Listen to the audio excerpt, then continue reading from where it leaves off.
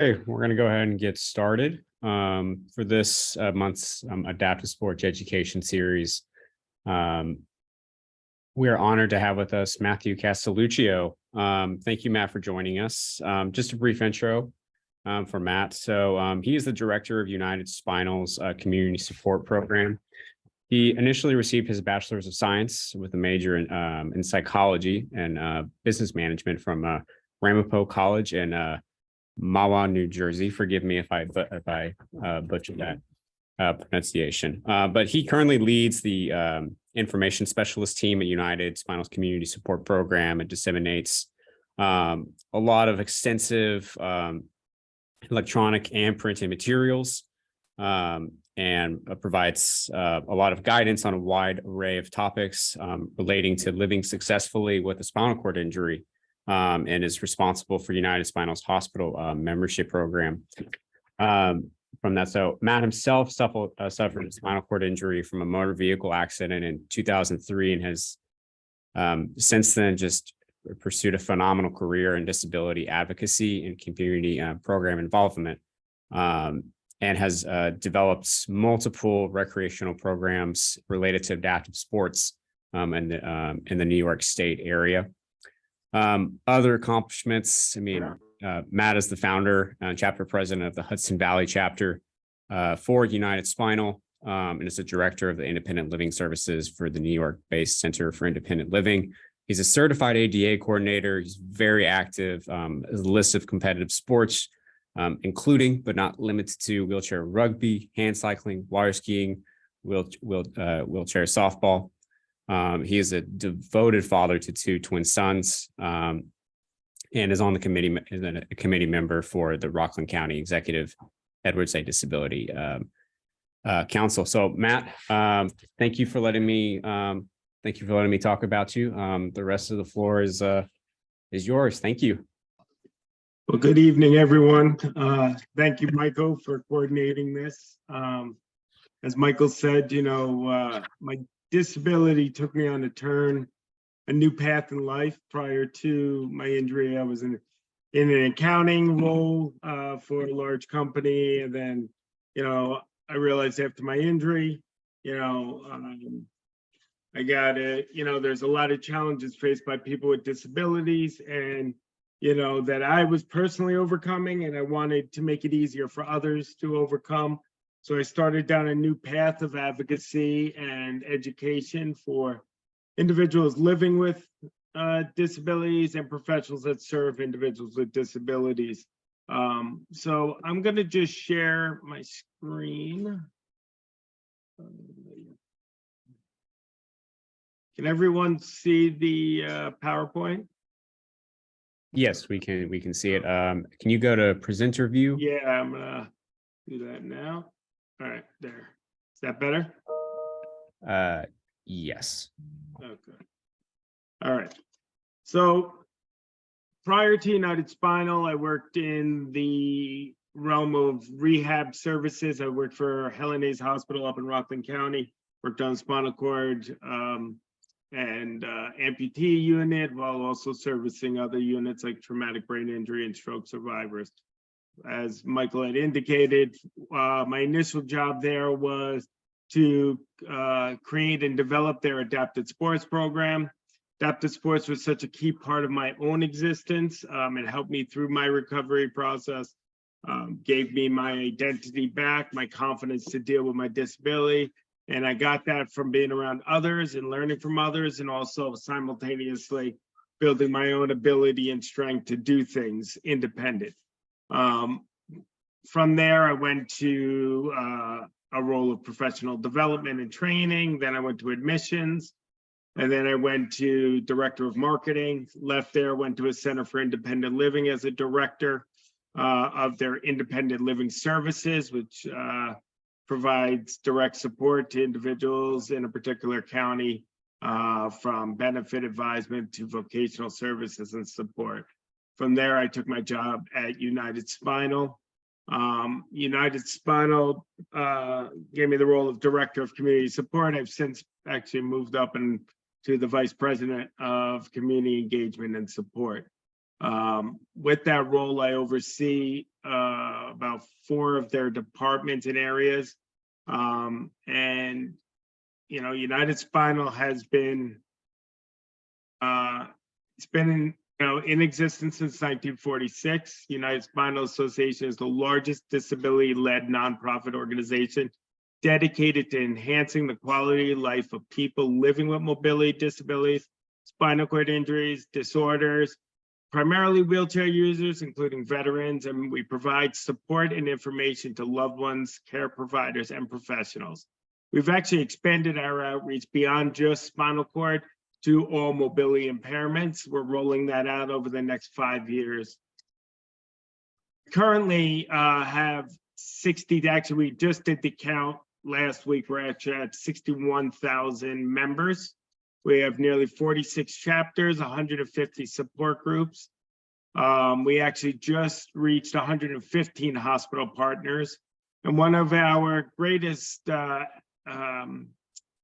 tools is our new mobility magazine, which circulates to 98,000 circulation.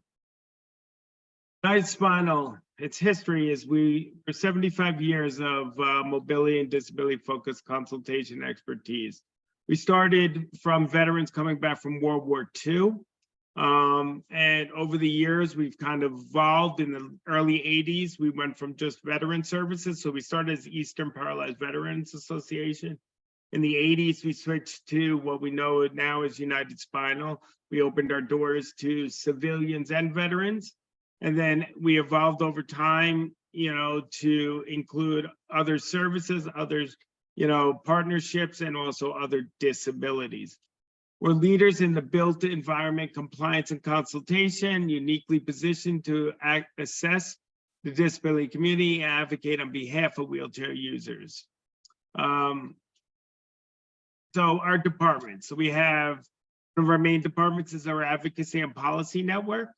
We have a resource center, tech access, pathways to employment, peer mentoring, chapter leadership, hospital membership, accessibility services, consultation, ADA, and Vet First. We also have additional services that we provide. We do emergency preparedness education, ready to roll, and disaster relief programs.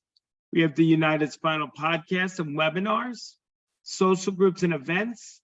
We do disability etiquette campaign and training. As I've stated, New Mobility Magazine, peer mentor trainings. We train peers to become mentors. We also train institutions to train individuals to become mentors. We have our New Beginning backpack program, disability publications, wheelchair reviews, and guide manuals. Our chapter leadership program is probably one of our core services. So as I stated earlier, we have 46 chapters around the country. The chapters are our local, like our fingers in the communities, right? They're our local resources. Our chapters are set up by members of United Spinal. We help them to create their own 501c. They do their own local fundraising and create their own partnerships within the community. National supports each one of our chapters to ensure that they have all the tools that they need to service that community. We help to establish relationships with the chapters with the local rehab centers, as well as centers for independent living and any other organization in the community that can help support the disability community. Hospital membership program is one of the programs that I oversee. Purpose of the hospital membership program is twofold. One side of it is to capture the newly injured individuals and to provide the professionals with the tools to give to those newly injured individuals in the form of a backpack. In this backpack are all resources and information and education about what United Spinal can do to help these people during the recovery. United Spinal likes to engage the individuals in the early stages. So as they transition out of rehab into the community, they feel supported and know that they can always turn to United Spinal for assistance and support. As I said, the numbers are off. I gotta update this. We're up to almost 115 hospital members. My goal with the hospital members, the other side of it, is to help professionals develop skills and understanding. United Spinal is an organization that is run by peers and services peers. Our CEO is an individual with mobility impairment, and many of the staff, including myself, have their own form of disabilities. Our goal is to use that asset to help educate and support professionals so they can better understand what it's like in the real world environment, and to be able to use our members and our staff to understand the practical applications of what they're teaching their patients, or how to overcome challenges they may be facing in the early stages of recovery. We provide a vast array of educational materials.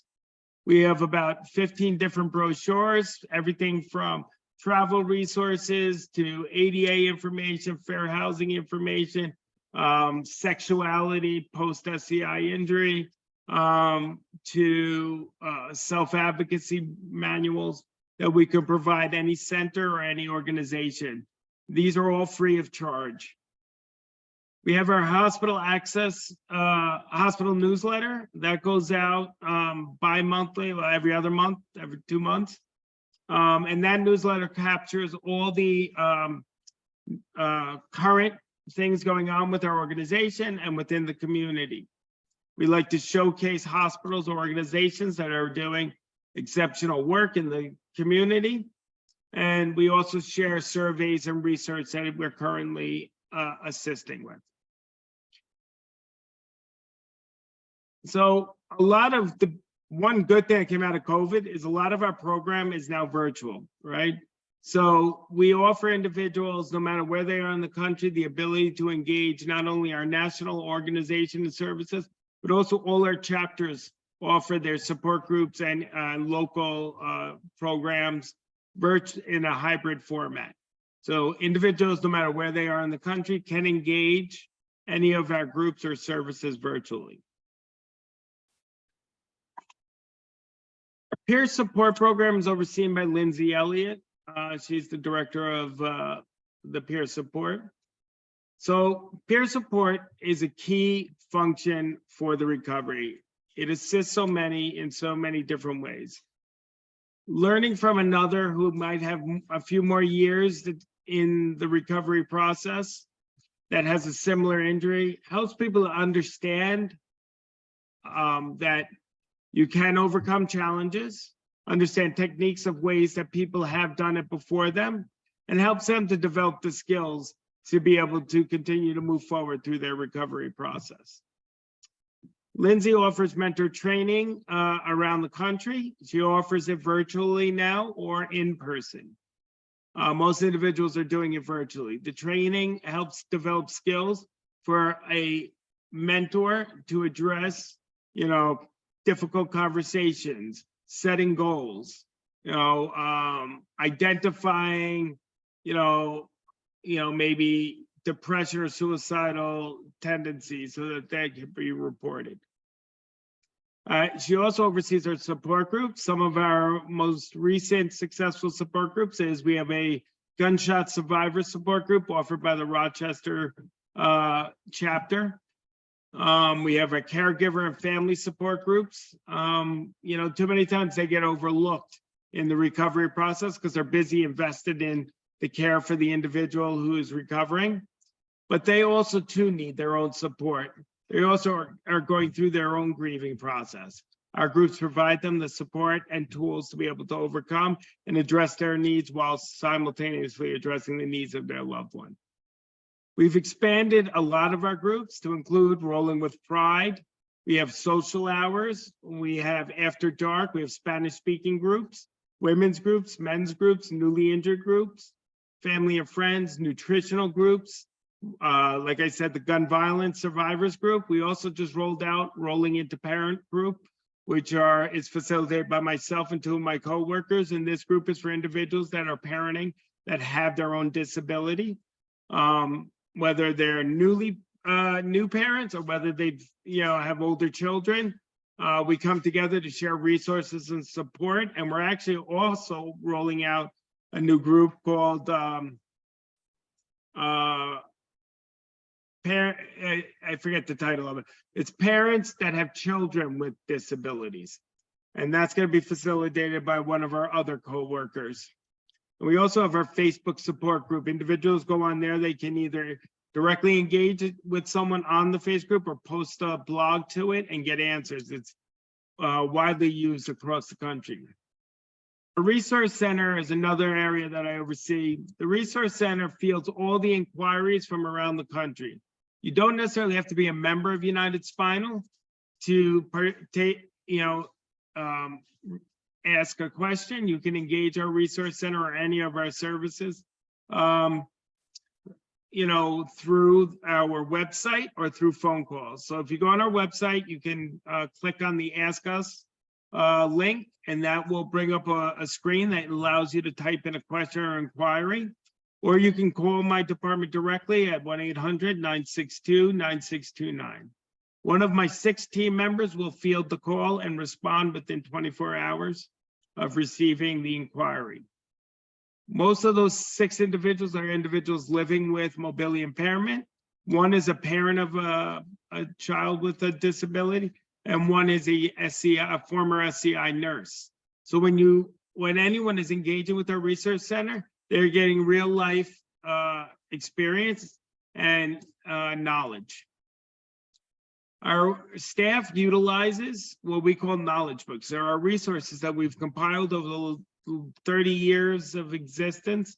And we have includes everything from travel, relationships, life skills, parenting, activities, benefits. And what my goal as the supervisor of this department is, I'm also engaging with partnerships within the communities to help enhance what we can do and to ensure that when people call us, that if we need to refer them out for support and services, that referral is, successful and that all their needs are met. My other goal is to strengthen the organizations within the community, like the Centers for Independent Living and other organizations, to ensure that people are supported and that staff can confidently refer people to them and that there is a certain standard of care provided. We offer in our resource center self-help videos that we're constantly expanding. We're working with the MSKTC to utilize some of their informational videos and fact sheets. We have access to surveys. So two of my staff members review all medical surveys that are issued. We make sure that they are meeting their IRBs and that they're, the questions are appropriate and that the information gathered is accurate. We have an area, and I'll show you later, where we have wheelchair reviews. These reviews are done by users. So users give feedback on their product that they're using and their tools. And then, like I said, we have the information one sheets and peer perspective. For adapted sports piece, I'm happy to say that we are going to be partnering with the Kelly Brush Foundation. Kelly Brush is rolling out a new website that will be a community-based website that individuals can go on and they can locate adapted sports and recreational programs around the country. So individuals can click on a certain state, a certain area, and find what programs are being offered, contact information for those programs. In addition to that, Kelly Brush is offering individuals, if they're willing to post their personal information and what activities they like to do. It enables someone, if they're in an area and they want to connect with someone that likes to ride hand cycles, they can click on that person, contact that person, and hopefully connect and they can ride together. How are we involved with that? Well, we are also offering them connections to our resources. So on their site, any members of their site will be able to access any of our resources and our team through their site as well. Advocacy and Policy Network is overseen by Alexandra Benowith and Stephen Lieberman. Alex oversees the federal and governmental policies. Steve handles the state and coordinating of constituents around the country. The advocacy group is constantly assessing policies being written and helping the community to, first of all, understand what the policies are, discuss the policies, and advocate if necessary to ensure that the disability community is represented appropriately with the policies. As I said, Steve does it on a state level. So he works with all our members around the country and all the government officials on the state and local government officials to ensure that all those are engaging and considering the disability community. Alexandra takes on the bigger global picture of federal government policy. That's including Medicare, advocacy. There's many campaigns we have going with that. Helping organizations to get set up with billing codes and information. And, we do transportation, housing. We provide the community with advocacy toolkits. These toolkits help individuals to, first of all, understand advocacy and how to become self-advocates. We also offer virtual advocacy series. We have the Advocacy Hour. We have about 4 or 5 different groups that gather to discuss different advocacy topics. And it allows us to engage the community. We exist for the community. So we need to hear from them as to what the needs are and how we could support them in ensuring that those needs are met or issues are addressed. We assist individuals with connecting with their local representatives and helping them to learn how to engage those representatives. We have the Take Action, which is a manual that provides resources, how to be a mobilized advocate and priority. And one of our big events, we have 2 major events each year. One is Roll on Capitol Hill. Roll on Capitol Hill is exactly what you think it is. We go down to Washington, D.C., we bring advocates from all over the country, and we engage each congressional leader from each state. We have a team of our members join in and they discuss some of the challenges and needs of the community directly with their government official. Tech Access Initiative. So since I made this slide, the directors have changed. We now have a woman, Brooke McCall is still there. Erin has left. We currently have Brooke Ellison. Brooke Ellison, for those that don't know who she has a documentary out there. Brooke was injured as a teenager and upon graduation wanted to go to Harvard, and Harvard was denying her mother the ability to stay on campus and assist her through the testing and schooling process. And Brooke advocated against Harvard and and they won the battle to allow her mother to attend all her classes and assist her. And Brooke has since graduated from Harvard and gone on for her, I believe she has her PhD. Brooke came on to our staff late fall, and she is overseeing the Tech Access group. What is Tech Access? Tech Access helps the community to be educated about what technologies are available out there, how to access those technologies, and how to utilize those technologies to fully meet all their needs. We have Tech Access Panel, which is a series of individuals, users in the community that come together and discuss and test products for different companies. We work closely with all the major tech companies to ensure that all their programs and systems and that the voice of the community is heard by them so that they create products that cater to the needs of the community. We also have, we test a lot of products. We have our Tech Talk group, which allows individuals from all over the country to log in and discuss some of their tech challenges, tech accomplishments, and it gives an environment where individuals can discuss and learn about different products that are out there. Plus on their site, they have their Tech Access videos.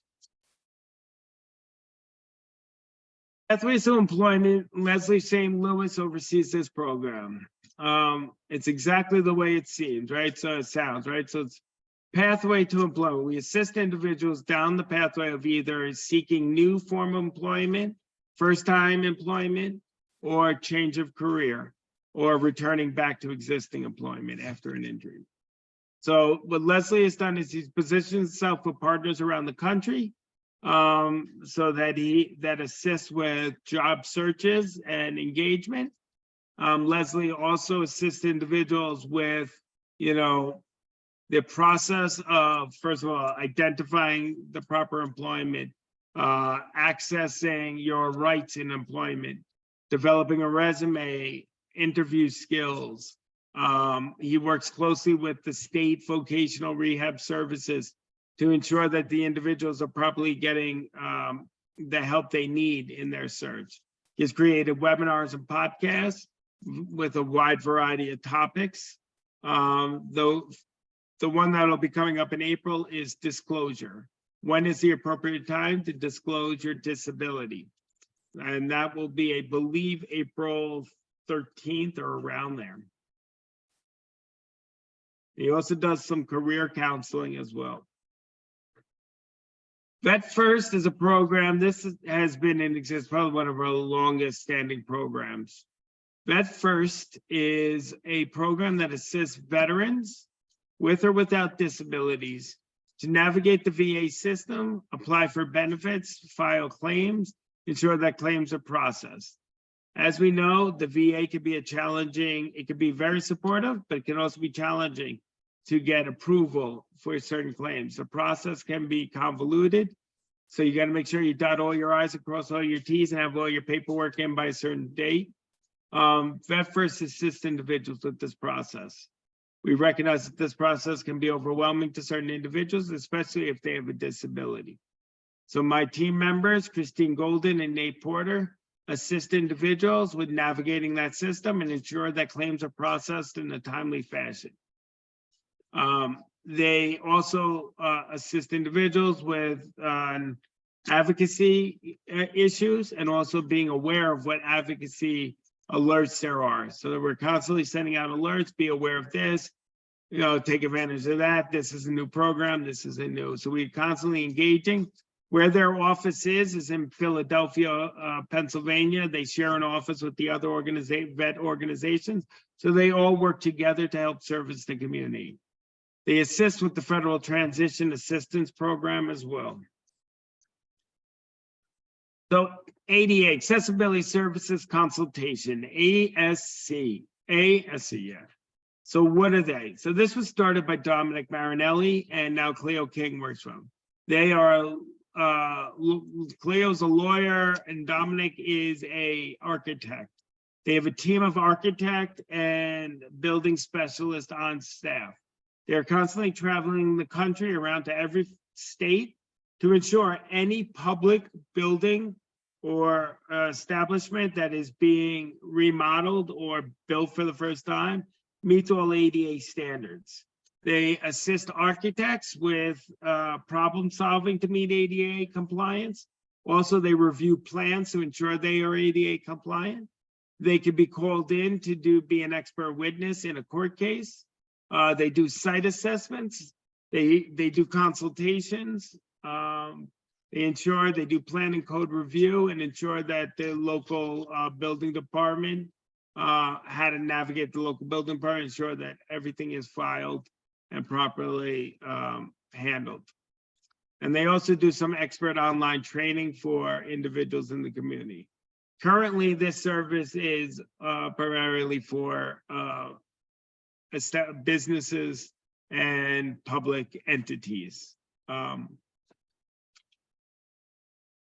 what are the benefits of individuals? Any community member could become a member, right? So we have, as I said, we have the hospital membership, but we also have individual membership. So professionals can be a member, a person with a disability can be a member, a family member can be a member, a caregiver, a person that just has an interest in the disability community can become a member. Membership is free. Membership gives you full access to all our resources, to all our staff and all our services. You get all our educational publications for free. You get 1 year subscription to New Mobility Magazine. New Mobility Magazine is a magazine that is probably one of our best resources. It's a magazine that contains articles on a wide variety of topics, including travel, adapted sports, equipment, medical devices. Articles are written by users and by professionals. And then within there's also classified ads for products and equipment. that people are reselling. It's a fantastic resource for individuals. As a member, you get that for 1 year for free. You have access to all our chapter networks, all our chapter programs, our role on Capitol Hill. Every year we meet in Vegas for our we call Strong Willed campaign. Used to be the chapter leadership campaign. It's an opportunity for members to come together from all over the country to discuss topics and issues and develop skills to be stronger advocates in the community. We have product and services discounts. So you'll see on our website, we have, you can get free samples, you get discounts at travel agencies, you get, discounts on fitness, grips. A lot of our corporate partners and sponsors offer these discounts and want to give that as a perk for membership. And then also, obviously, probably one of the most is connecting with members nationally. It allows you to engage people from all over the country, ask questions, get answers, get resources, get information. As I said earlier, you can go on our website. The way you could sign up is either through our electronic membership form, which is on our website, or you can contact our resource center directly at 1-800-962-9629, and one of my staff members can assist with the membership process. So as I said, we are all accessed through either the phone, the email, or you can email me directly at mcastelluccio@unitedspinal.org. I can show you guys since, it's almost 8 o'clock. Time flies when you're having fun. Does anyone have any questions about what I have shared?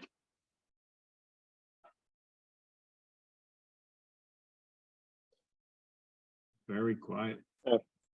Mathew, all of these links are accessible via the website, correct? The Kelly Brush and so forth.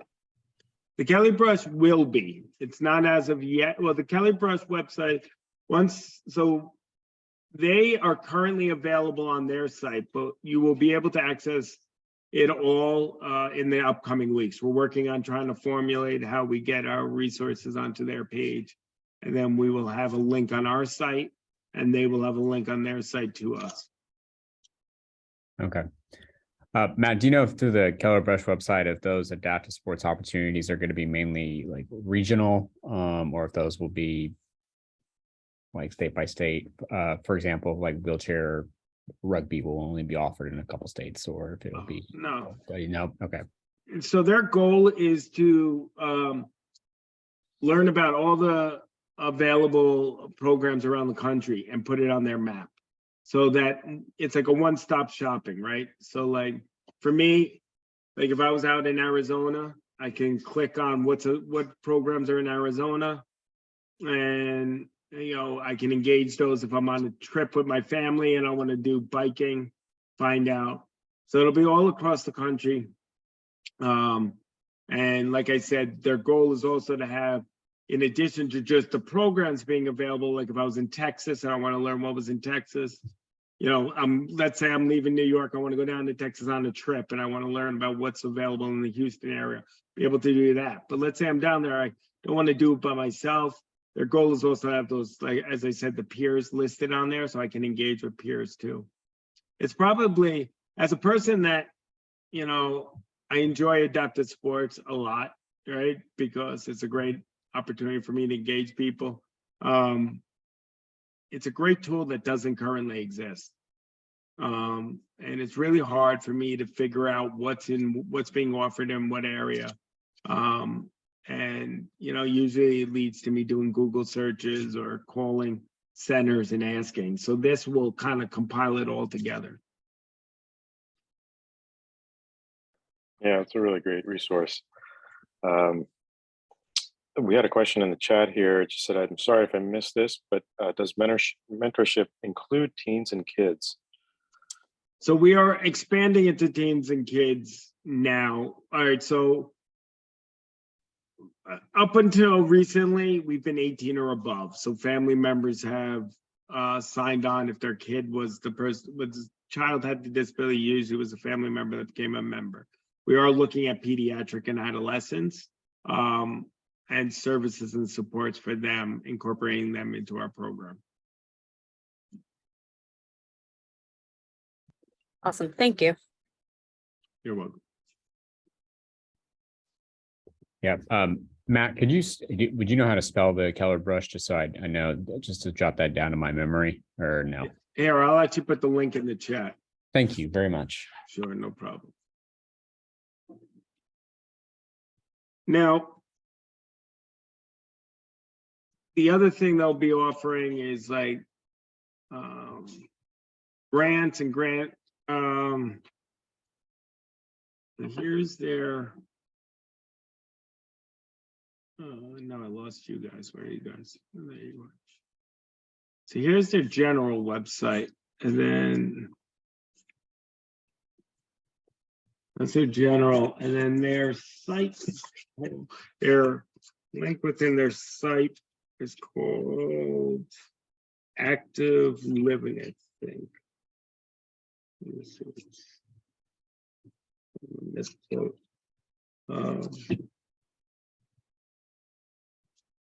So they're currently still building it up. Their hope is, it's called the Active Project.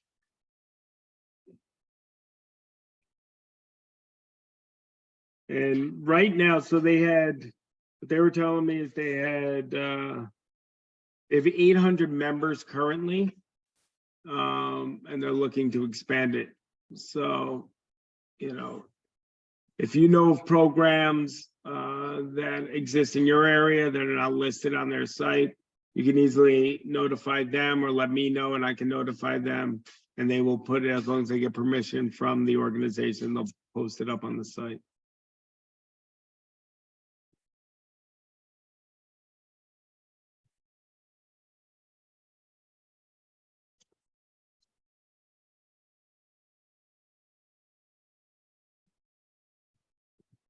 But what are some of the things that you guys do? Now, tell me a little bit about what you guys do down there.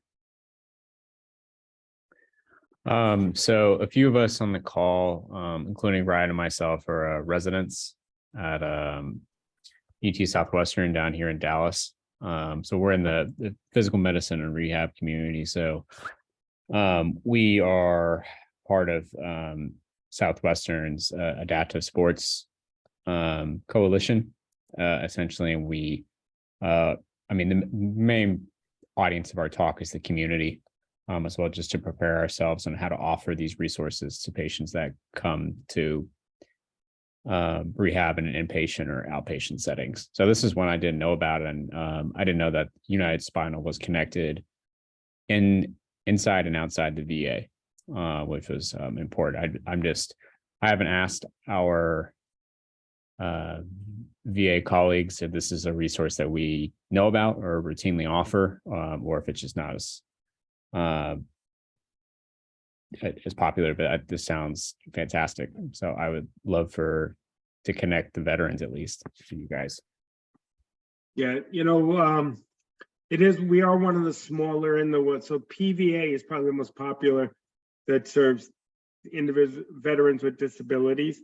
We do a lot of the similar work. That's why I said we're out of the same office.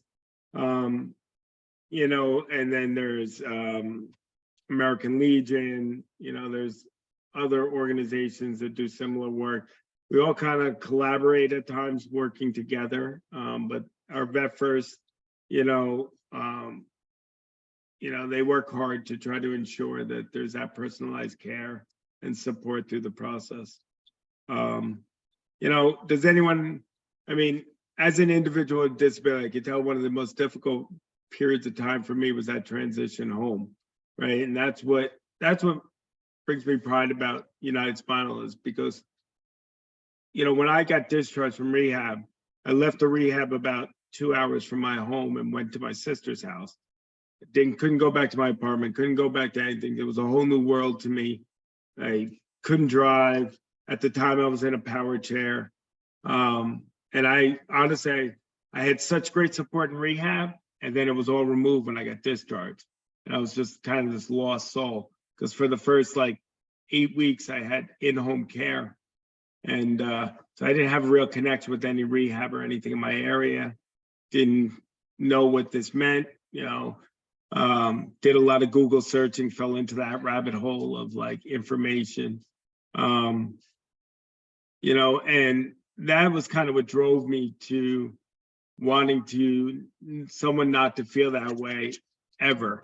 And that's where, when I connected with United Spinal, was the first time that I actually felt supported. And I knew I was supported by individuals who could understand, as opposed to like, you know, others that, you know, work in the field that may, but these were individuals that actually lived the experience and lived the life. And it was like, oh, well, you get it.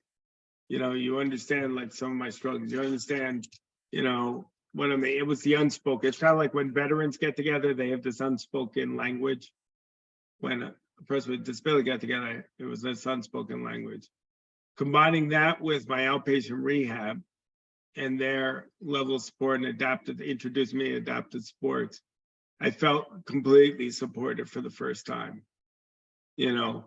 And you know, for family members, it's the same, right? They have all this support, then they go home and it's like, oh my gosh, you know, overwhelmed by benefits and by supports and don't know where to turn. Part of the reason my career went the way it did, and I went from the world of rehab to, and I left there to go to the Center for Independent Living, and left there to go to independent. It was a well thought out process, because I wanted to learn about the support services throughout the whole process. I never knew what a Center for Independent Living. No one ever discussed it with me. You know, it wasn't until I worked there that I really understood what the full spectrum of services that they could offer and should be offering.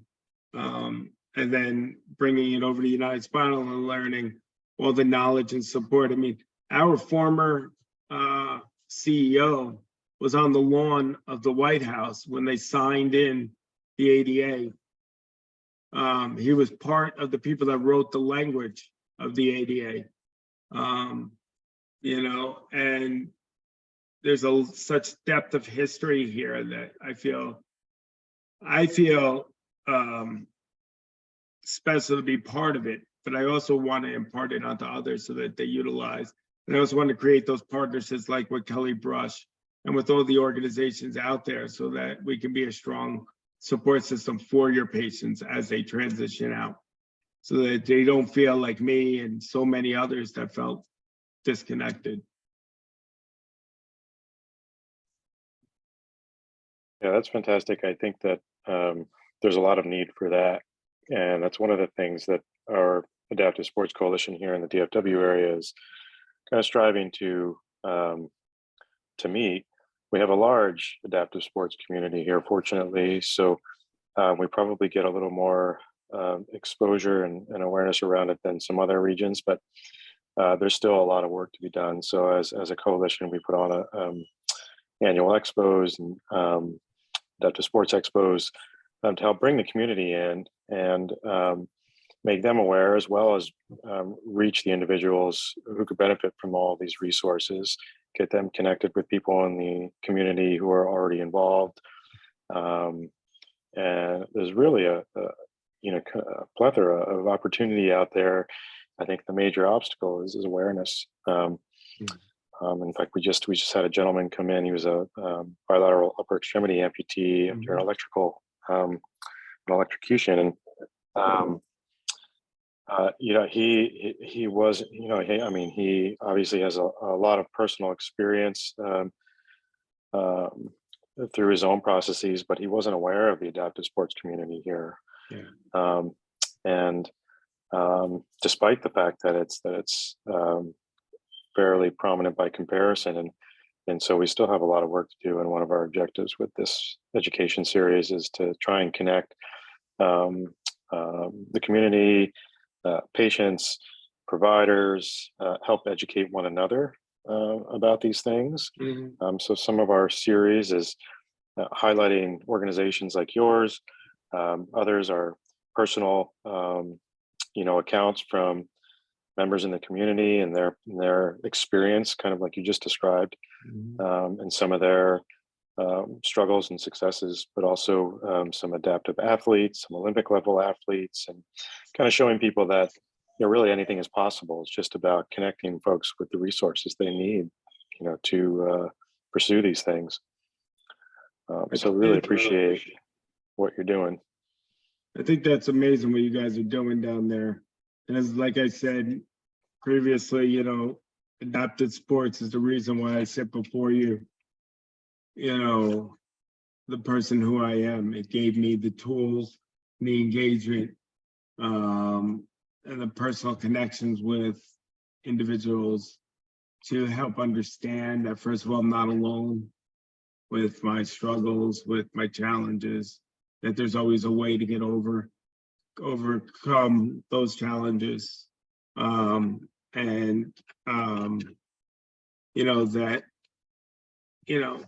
where there's a will, there's a way. I really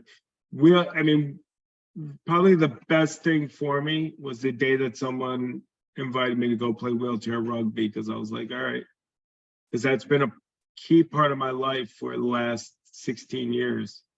And I'll never forget that. It's more than the activity. It was the whole experience of going away with a group.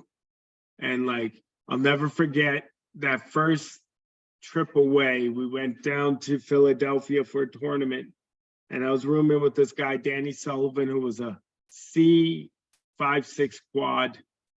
Danny, he was a manual chair user, but probably could have benefited from a power chair, but he was insisting on a manual chair. And I remember he's like, the beds, I'm like, Danny, how do I help you to get into bed? And he's like, don't worry about it. Just hold the door to the hotel room open. I'm like, what are you talking about? And I held it open. Danny took a roll from the hallway into the bedroom and then hit the bed and launched himself on the bed, and army crawled up the bed and got himself on. He goes, listen, where there's a will, there's a way, man. And the same deal, that same weekend, I was like, Danny, we can't get in the bathroom, man. The doors are too narrow and the hotel wouldn't take the door frame off. So I'm like, what do we do? Danny's like, he went and talked to someone. Next thing I know, somebody's sliding a coffee table into the bathroom. He goes, watch. Danny transferred onto the coffee table, and one of the ABs assisted him to slide over to the toilet on the coffee table and got him up on it. And Danny did what he had to do in there.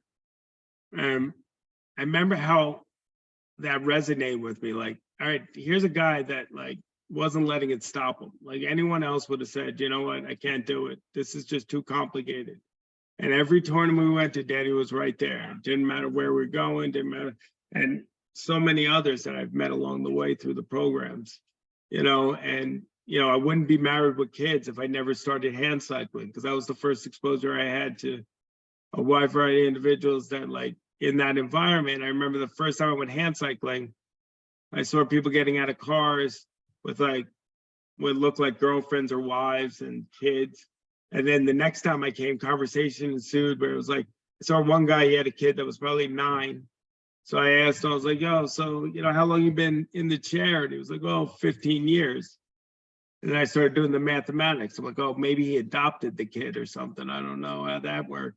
And he was like, oh, you're wondering how I had my kid? And then that conversation ensued. And I was like, oh, really? And then fast forward 10 years later, I had my own kids through that method, and it was but I would never have thought I could if I hadn't been exposed to what you guys are doing down there and bringing people together and launching programs. I mean, I think it's amazing. And I hope that we have your programs posted on our sites. And if we don't, if you guys can keep me in the loop of what's going on down there, I'll make sure that that information gets out to our members.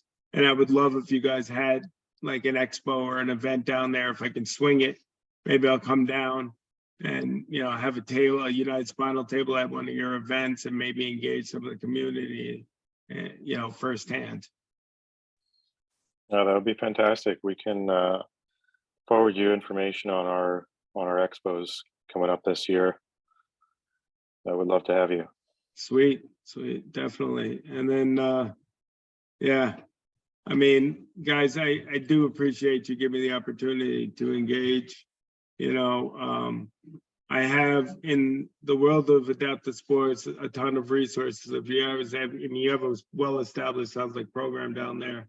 But if you ever, needed additional resources or information, or if I come across stuff like the Kelly Brush Foundation site or other opportunities, I'll share it with you guys. I don't know if you guys are aware of the No Barriers program. So no barriers. I am not. Yeah. If you have any individuals that have want to experience it's like a couple of days. They host them around the country. We did one in New York.